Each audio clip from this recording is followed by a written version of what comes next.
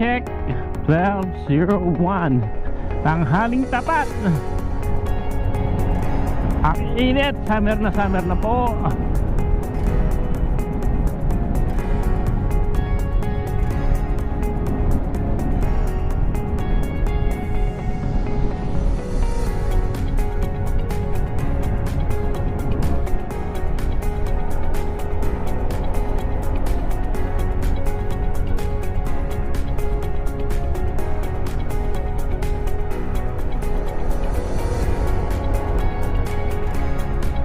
Yung mga tanim dati dito puro palay. Ayun, siguro dahil tagtuyot ano ito, mga munggo. Mga munggo yung tanim, pinalitan ng munggo.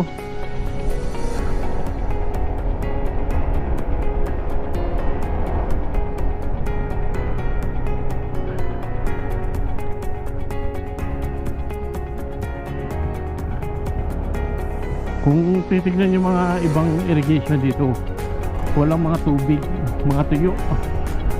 Kaya siguro stop muna sila sa pagtatanim ng palay. Muna sila, itinan muna sila ng mga munggo. Pag yata ang mga munggo, hindi yata kailangan ng maraming tubig, o hindi kailangan ng laging tinutubigan yung mga tanim. Hindi tulad ng palay. Alam ko maraming tubig ang kailangan ng palay eh. Pero yung mga munggo na nakikita ko dito, mga tuyo lang yung lupa. Hindi siguro kailangan talaga ng maraming tubig.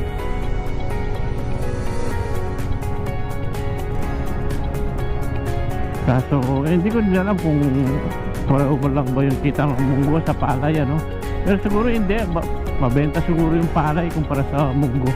Kasi palay lagi tayong kumakain ng kanin araw-araw, so daily need natin yung kanin. Kaya more on demand yung yung palay kung tutuusin. Tingnan nyo dito sa gawing kaliwa ko pagkatapos na ng inani, di na sila nagtanim ulit, tapos wala din pa tubig. Dito din diba? Dito parang mais yung huling itinanim.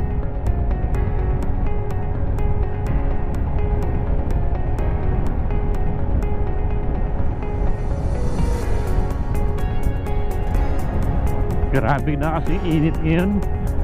Ito na siguro yung global warming na tinatawag nila. Ito na yung epekto na. Yung mo sa panel ng motor, 37 degrees Celsius. Matakit mo na init dun.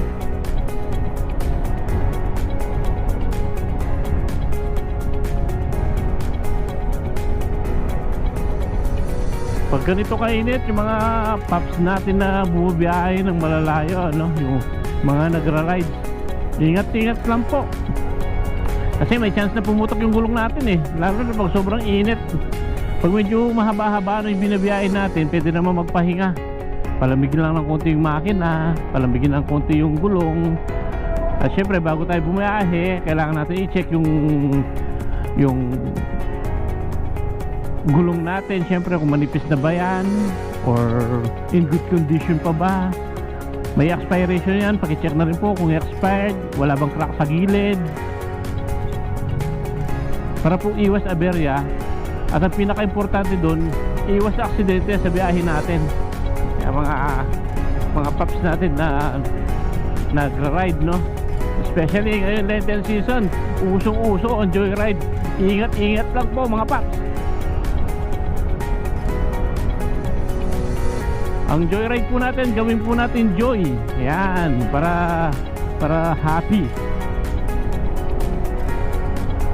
Ang pag-joyride naman is para makakuha ng magandang experience, makapunta sa ibang mga lugar, ng nakamotor, di po ba? Memories ang pinupuno natin dyan, yung iniipon natin sa pag-joyride. Siyempre, isa na dyan yung yung nakakaipon ka ng mga bago mong kakilala. Although pag nag-rides kayo, syempre minsan marami kayo, yung mga kakilala mo na talaga yun. Pero pag mapupunta ka sa ibang lugar, syempre makakakilala ka pa rin ng ibang mga tao, di ba? dagdag ano yun, dagdag mga paps yun, dagdag mga friends yun. Tapos sa pagpunta mo sa iba't ibang lugar dito sa Pilipinas, di ba, panibagong experience. Lalo na dito sa Pilipinas, ang daming magagandang lugar, hindi pa lang natin na-explore.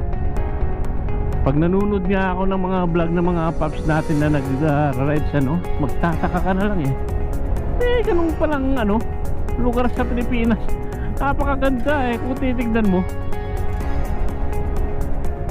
Pag tinignan mo nga sa video, akala mo hindi Pinas. Don't get me wrong mga paps, maganda ang Pilipinas.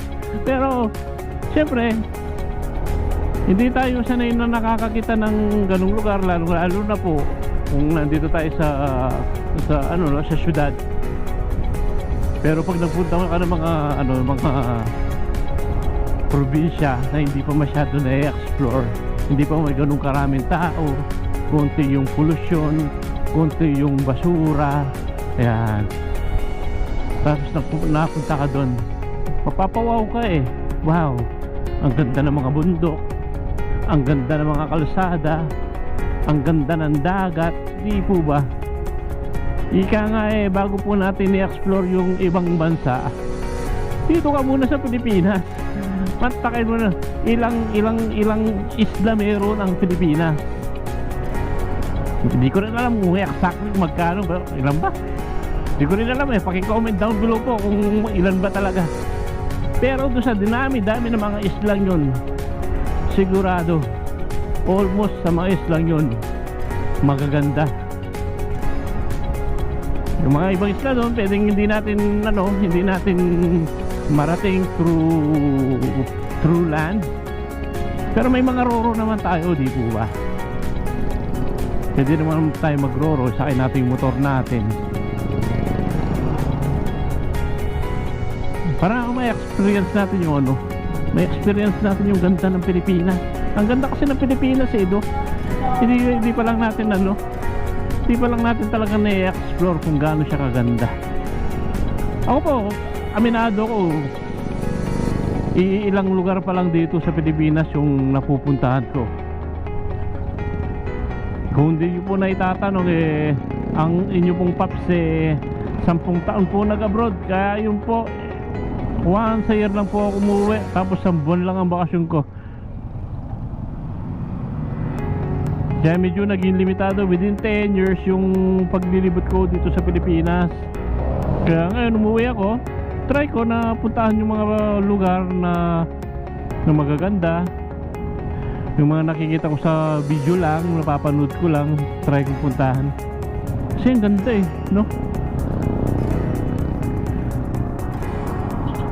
Ba't nga po pala ako umuwi? Iba pa rin po kasi pag nandito ka sa Bayang Sinilangan, Bayang Sinilangan, iba pa rin po pag nandito ka sa Pilipinas. Siyempre ito yung bansa natin malaya tayo dito, di po ba? Pag sa ibang sa ibang bansa, tanungin nyo man yung mga kapwa OFW natin dyan, iba pa rin pag nandito ka sa Pilipinas. Mahirap po na magsama minsan sa mga ibang lahi. Yun, hindi ko na po dedetalyahin yung buhay OFW, pero kung gusto po ninyo na i-share ko yung mga naging buhay ko iba abroad, pwede ko pong gawin ng ng ibang video po.